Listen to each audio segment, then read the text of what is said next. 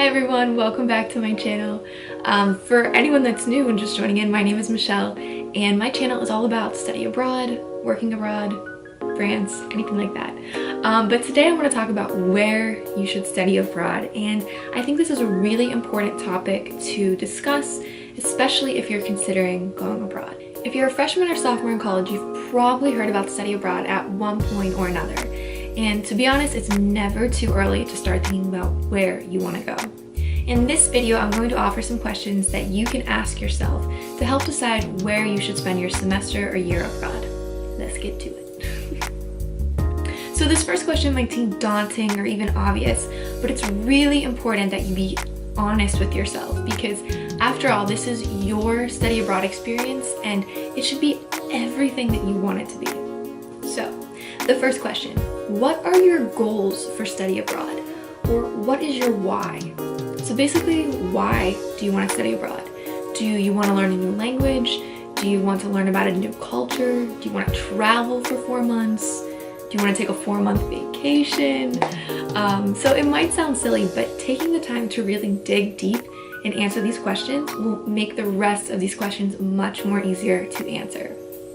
So for example, if you want to learn a new language, you should without a doubt go to a country where they speak the language you want to learn, right? And then later you can consider what town or what city you want to go to based on your preferences. If you want to travel to as many countries and cities as you can, you might want to consider a central location to where it is you want to travel. I've never heard anyone explicitly say that their goal was to travel, but it would make much more sense to study in Asia if you wanted to travel within Asia, as opposed to study in Europe. See what I mean? Or maybe you're someone who's looking for a 4-month vacation, which, by the way, is a valid reason for study abroad. I never considered study abroad as a vacation, but it definitely allowed me the opportunity to travel. Obviously, there are breaks, 3-4 day weekends. But again, like if you're looking to relax during your study abroad experience, you might want to go to a beach, or if you're more of a mountains person, go to the mountains. So really, like, why do you want to go abroad? And that is kind of like the meat and potatoes of this whole video. You really have to figure out your why to help you figure out everything else. Question number 2, when can you study abroad? And this question is not as simple as whenever I want. It's important to consider your academic plan and figure out when it makes the most sense to go abroad. For example, I know it's pretty difficult for science majors to study abroad because their coursework and their academic plan is so rigorous and almost set in stone, if you will, that it's really difficult for them to take a whole semester off.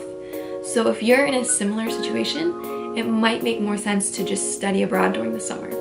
Also think about future events and milestones that might be coming up over the next few years. For example, if you have to write a senior thesis, you probably shouldn't study abroad during your senior year, right? At my university, it was really popular to study during the spring semester because the fall semester was all about football season. So think about that too. Think about what you're gonna miss depending on when you go. So really, even if it's something as silly as a football game or something as important as a senior thesis, it's these small things that you have to consider before going abroad. So these first 2 questions are really important at getting at this third one, which is what programs are available where I want to go and when I want to go. So it's kind of like, can we get the best of both worlds here? And this question is super important because not all programs are offered year-round. This is especially true for summer programs because some programs are only offered in the summer. So a quick recap of the first 3. What, when, where? I really believe that answering these 2 questions will help you narrow down your options and find the program that best suits you.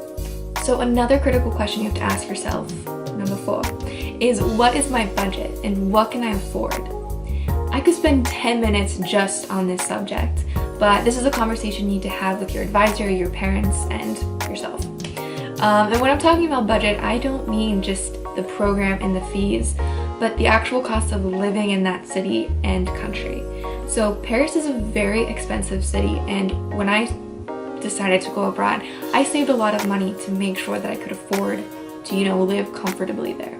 If you guys want to know more information about the different costs of programs and living in different cities, like this video and comment below and I can definitely make a separate video about that.